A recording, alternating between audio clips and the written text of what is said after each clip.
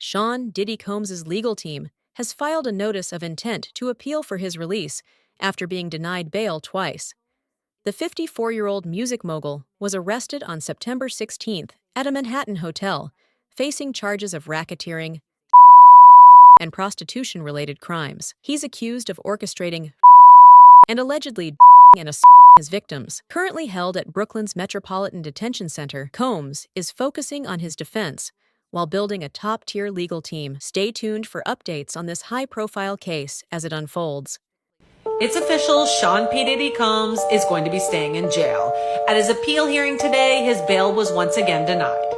Alright, let's talk more about Diddy. Sean Diddy Combs has been denied bail and will remain in custody as he faces charges of racketeering, conspiracy, and as trafficking. A federal judge ruled Tuesday. Judge Robin Tarnofsky told him her concern is this is a crime that happens behind closed doors, even when pretrial services is monitoring. Combs was charged with racketeering, conspiracy, as trafficking, and transportation to engage in prostitution. The judge told Combs there were no conditions she could find to assure her that he would appear in court if released.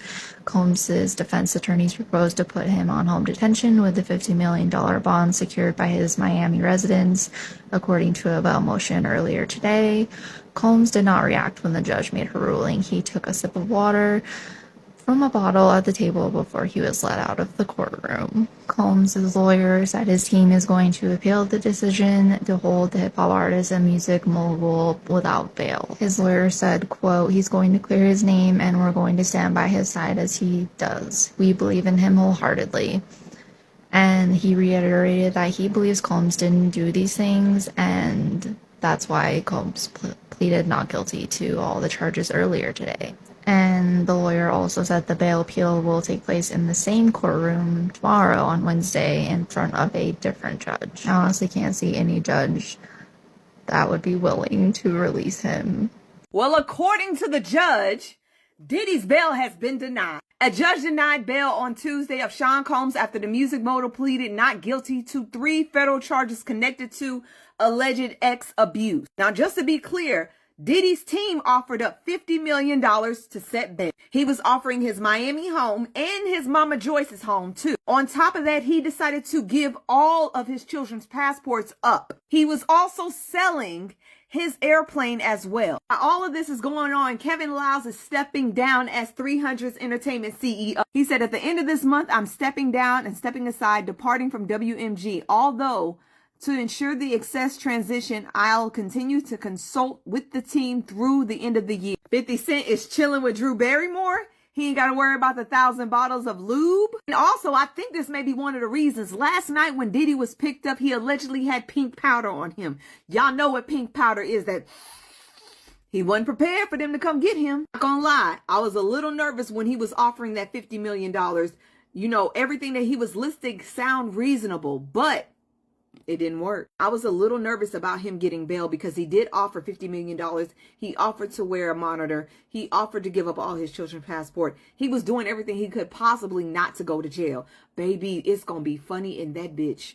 They better put him in a private area. That's all I got to say. I'm about to go live. Sean Combs denied bail for the second time in as many days. Just came out, the federal district judge Andrew Carter said no to Puff Daddy's request for release from jail during the pendency of his criminal charges. Now, why is that important? Well, one, at the arraignment, the judge said, I think he's too much of a risk. Puff Daddy's team, his criminal defense attorneys, did a nice job. And what do I mean by that? They knew the indictment was coming. So what they did is they offered the prosecution a bail package. They raised what they call a bail package. First, you usually try to negotiate that with the prosecutor's office to say, I'm giving you this package. So it means with this package, we're trying to assure, i.e. the judge and or the prosecution, that he's not going to flee the jurisdiction before the trial. Where are you and your client with respect to the federal investigation? So at this time, I can't go into details about that situation.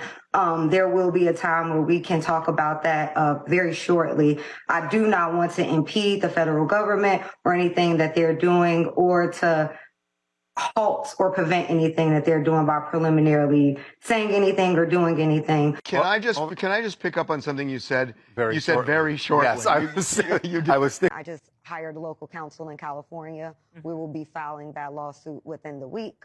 I also was just recently contacted by someone who wanted me to essentially represent them in the sale of one of the Diddy tapes. So, which I declined that because. Wait a minute. Say that again. Say that again. Back up. You're saying that there's tapes and they're being shopped? Yes, there have been people already shopping. We've heard about the tapes, but yes. the shopping thing is. Yes, there already have been tapes leaking around Hollywood, being shopped around to individuals in Hollywood. But one particular person contacted me to shop. I think that the average folk and legal scholars are all just kind of like gobsmacked about. He was denied bail. I wasn't gobsmacked about it. I actually predicted he would not get bail, given the circumstances, given his status. He's an alleged billionaire. What's $50 million? I want to ask you about your client, Adria, and how much the feds talked to her beforehand, because I know in the lawsuit she names Tamiko Thomas, says she was like a Ghislaine Maxwell. Well, in our scenario, the feds already had their case and had a substantial over 100 witnesses at the time that we filed our case. So the conversation was pretty brief. Looking at the indictment, it seems like it was mainly focused on one victim, Cassie Ventura. I think that in the coming days, like you alluded to before, a lawyer for one of Diddy's accusers has claimed that he and a more high-profile person were present in a video involving acts at his Atlanta home. Ariel Mitchell Kidd said that she had been contacted regarding the sale of one of his tapes. She said there's tapes leaking around Hollywood, but one particular person reached out to her to shop a video they had possession of and to contact the person who was in the video to see if they wanted to buy it before it became public knowledge. Ariel couldn't reveal who the other person was, but said that the person is more high profile than Diddy and says the video is in nature. Ariel also added that the other person was not looking into the video, and so to her, it doesn't seem like the person knows they're being videotaped, like they were being recorded in secret. Follow us for live updates. I mean, at this point, I can't even say I'm shocked about it, because there's two things Curtis Jackson loves: money and just ragging on people that he know are bad people.